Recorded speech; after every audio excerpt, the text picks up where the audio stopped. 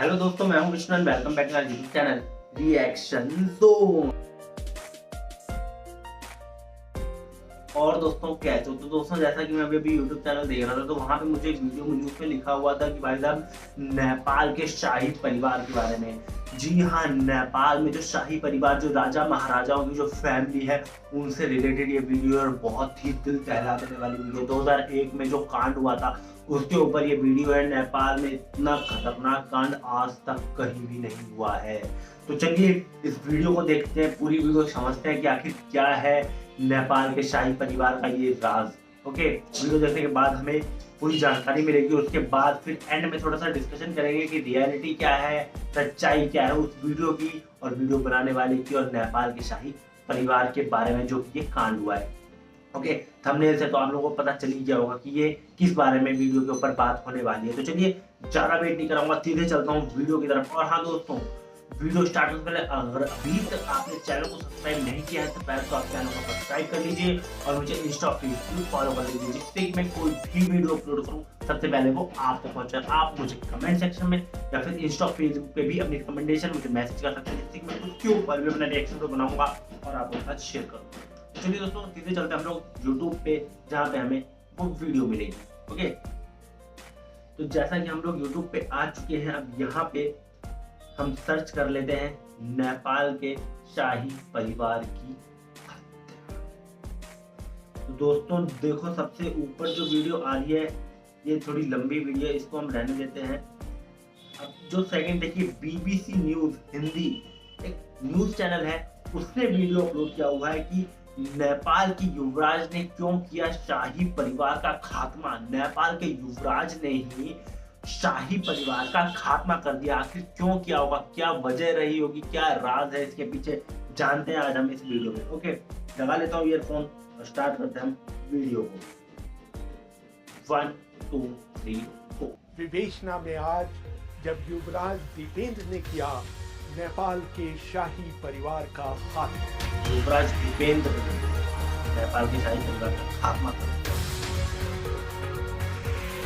दिल दहलाने वाली बेचना।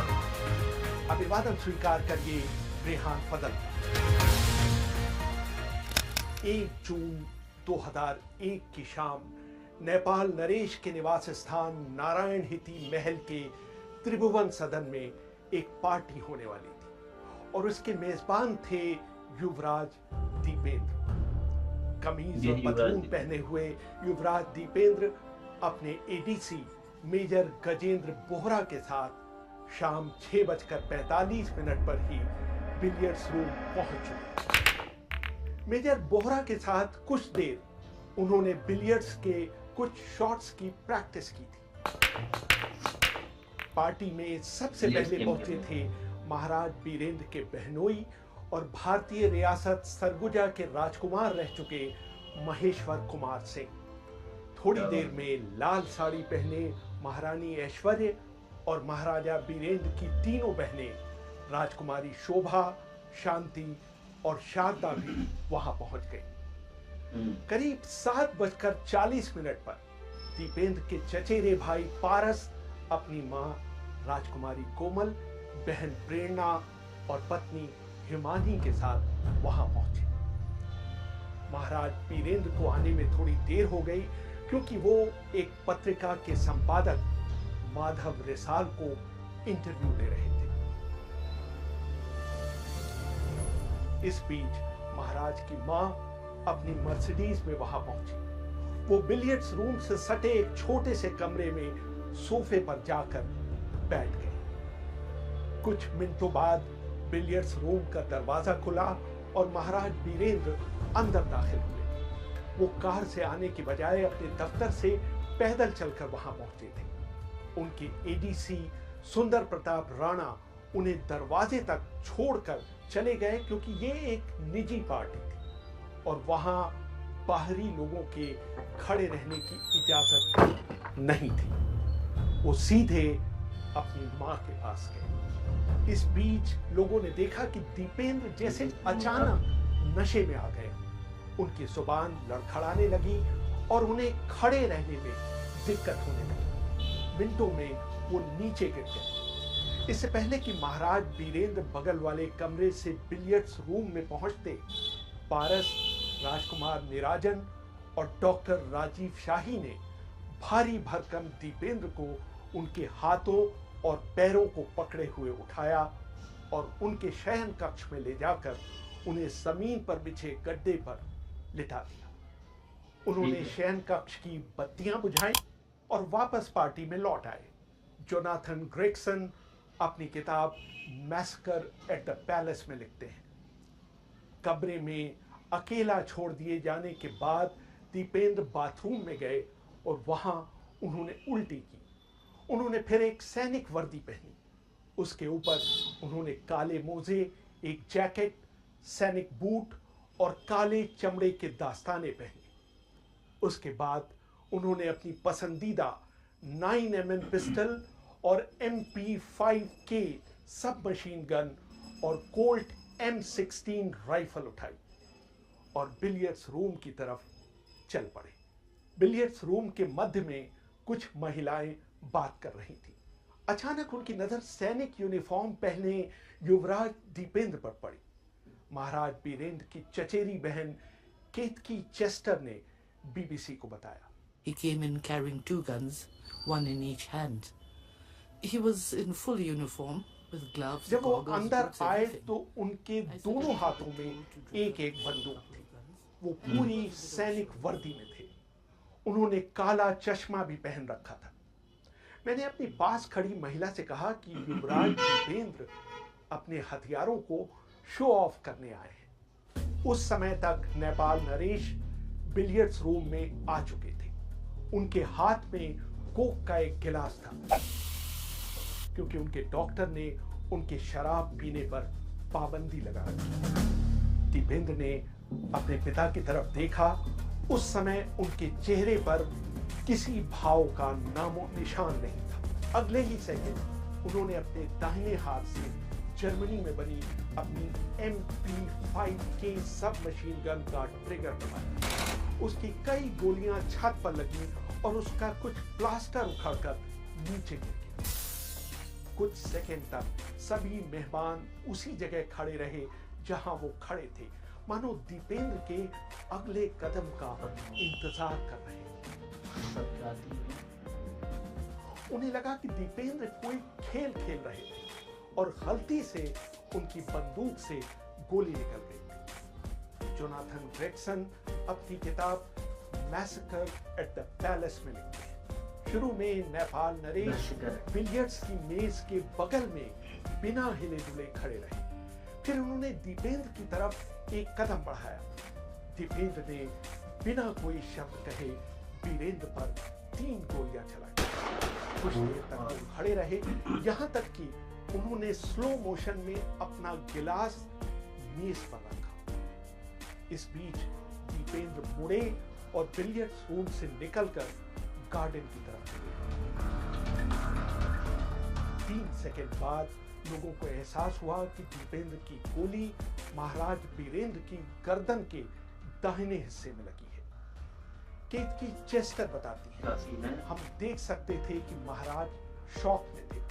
वो करीब करीब स्लो मोशन में नीचे गिरे थे। इस बीच नेपाल नरेश के दामाद कैप्टन राजीव शाही ने अपनी ग्रे रंग के कोट को उतारकर महाराज की गर्दन पर लगा दिया ताकि उससे निकलने वाले खून को रोका जा सके।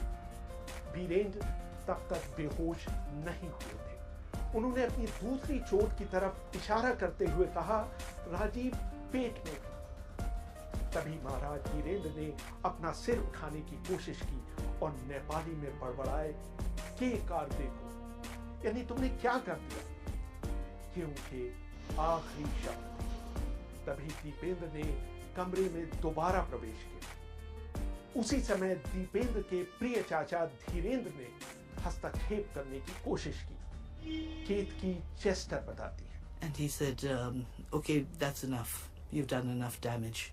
And he was at the point of taking... अचानक महाराज बीरेंद्र के छोटे भाई धीरेंद्र शाह ने दीपेंद्र को रोकते हुए कहा, बाबा अब बहुत हो चुका, अपनी बंदूक मुझे दे दो। दीपेंद्र ने बहुत नजदीक से उन पर गोली चलाई और वो उड़ते हुए दूर जा गिरे। इसके बाद तो दीपेंद्र का अपने दिमाग ऊपर खराब हो गया था क्या? पूरी तरह से खत्म हो गया और वो हर किसी पर गोली चलाने लगे। राजकुमार पारस ने चिल्लाकर कहा कि सब लोग सोफे की आड़ ले लें। केतकी को खुद भी गोली लगी। एक गोली महाराजा ज्ञानेंद्र की पत्नी और पारस की मां को लगी और उनके फेफड़े को पार कर गई। दीपेंद्र ने अपने पिता पर फिर गोली चलाई। इस बार गोली महाराज बीरेंद्र के सिर को पार कर गई। उनकी खून से सनी टोपी और चश्मा नीचे गिर गए। वो औंधे मुंह गिरे हुए थे और उनके पैर बार की तरफ थे। केतकी वो दृश्य अभी भी नहीं भूल पाई है जब दीपेंद्र ने आकर अपने घायल पिता को अपने पैरों से ठोकर मारी थी।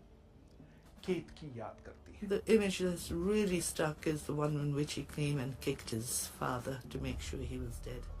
All वो दृश्य मेरी आंखों में हमेशा के लिए अंकित हो गया जब दीपेंद्र ने करीब करीब मर चुके अपने पिता को अपने पैरों से ठोकर मारी थी, ये देखने के लिए कि वो मर चुके हैं या जीवित हैं। हर संस्कृति में मृत व्यक्ति का सम्मान किया जाता है। गोली मारने से ज्यादा एक हिंदू व्यक्ति द्वारा अपने पिता के शव को ठोकर मारने के दृश्य ने मुझे धक्का पहुंचाया। नारायण हिती महल के त्रिभुवन भवन में नेपाल नरेश और शाही परिवार के 12 अन्य लोग या तो मारे जा चुके थे या घायल थे। 3 से 4 मिनट के बीच गोलीबारी खत्म हो गई। इस बीच दीपेंद्र फिर बिलियर्ड्स रूम के बाहर निकलकर गार्डन में चले गए। महारानी ऐश्वर्य उनके पीछे पीछे दौड़ी। राजकुमार निराजन भी उनके पीछे गए। थोड़ी देर बाद 2 गोलियों की आवाज सुनाई दी। नीलेश मिश्रा अपनी किताब एंड ऑफ द लाइन में लिखते हैं, रसोई घर से एक नौकर शांता कुमार खड़का ने महारानी ऐश्वर्य के जीवन के अंतिम क्षणों को देखा। रानी ने सीढ़ियां चढ़कर दीपेंद्र के शयन कक्ष की तरफ जाने की कोशिश की। वो नेपाली में जोर जोर से चिल्ला रही थी। उन्होंने 7 सीढ़ियां चढ़ी होंगी कि एक गोली उनके सिर को पार कर गई और वो संगमरमर की सीढ़ियों पर नीचे गिरी। उनको पीछे से गोली मारी गई थी और वो दीपेंद्र की अंतिम शिकार थी। इसके बाद दीपेंद्र गार्डन में बने एक छोटे तालाब पर बने ब्रिज पर गए। वहां पर वो पागलों की तरह 1 या 2 बार चिल्लाए और फिर आखिरी गोली की आवाज सुनाई। वो पीठ के बल गिरे। एक गोली उनके सिर को पार कर गई थी। उनके बाएं सिर पर कान के पीछे गोली घुसने का 1 सेंटीमीटर लंबा निशान था और उनके दाहिने सिर में कान के ऊपर गोली बाहर निकलने का निशान था। दोनों चोटों से खून निकल रहा था, लेकिन दीपेंद्र अभी भी जीवित थे। उधर महाराजा बीरेंद्र भी इतनी गोलियां खा जाने के बावजूद अभी तक जीवित थे। जब उनके एडीसी ने उन्हें अस्पताल ले जाने के लिए की सीट पर लेटाया तो उनके दोनों कानों से खून निकल रहा था। उनकी नाड़ी करीब करीब जा चुकी थी, लेकिन उनके हाथ में थोड़ी हरकत थी। उनकी कार के पीछे चल रही टोयोटा में महारानी ऐश्वर्य का शरीर था। जब ये दोनों कारें अस्पताल पहुंची उस समय रात के 9:15 बजे थे। थोड़ी देर में नेपाल के सर्वश्रेष्ठ न्यूरोसर्जन, प्लास्टिक सर्जन और हृदय विशेषज्ञ वहां पहुंच चुके थे। रानी को कार से उतारते ही मृत घोषित कर दिया गया। उसी समय एक हरे रंग की टोयोटा लैंड क्रूजर भी अस्पताल की तरफ बढ़ रही थी। इस पर राजकुमार पारस अगली सीट पर बैठे हुए थे।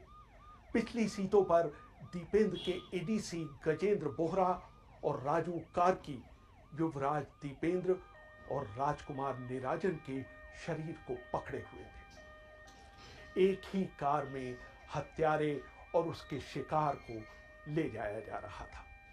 ये लोग 9:30 बजे अस्पताल पहुंचे। वहां पहुंचने के कुछ मिनटों के अंदर राजकुमार निराजन को मृत घोषित कर दिया गया। युवराज दीपेंद्र ने उस दिन अपने परिवार के इतने लोगों को मारा था कि अस्पताल के ट्रॉमा हॉल की सभी बेड्स भर गए। जब दीपेंद्र को स्ट्रेचर पर अंदर लाया गया तो उनके लिए कोई खाली बेड नहीं बची थी। उनको जमीन पर बिछाए गए गद्दे पर लिटाया गया। मिनटों में दीपेंद्र को ऑपरेशन थिएटर में ले जाया गया।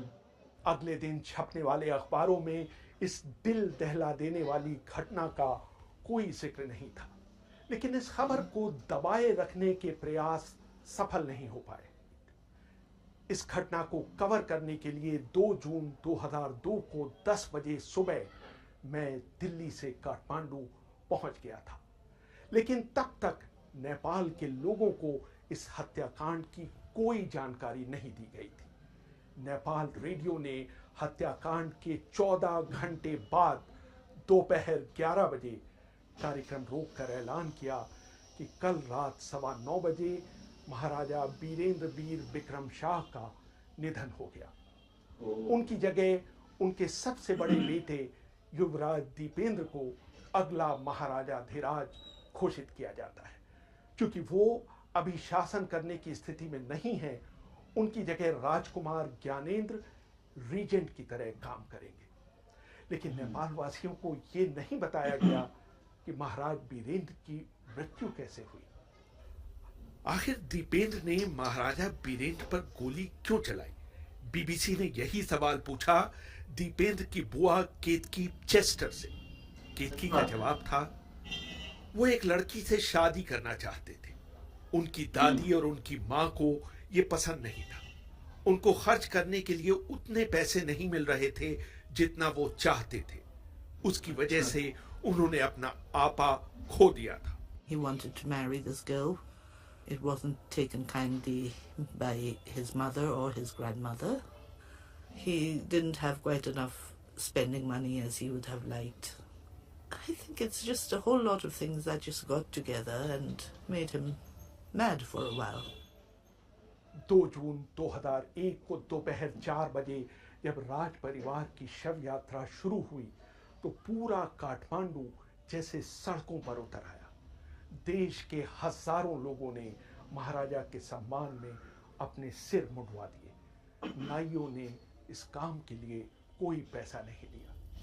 शाम के धुंधलके में राज परिवार के एक सदस्य दीपक विक्रम ने आर्य घाट पर सारी चिताओं को आग लगाई। युवराज दीपेंद्र को कभी होश नहीं आया। 4 जून 2001 को सुबह 3:40 पर उन्होंने भी अपने प्राण त्याग दिए।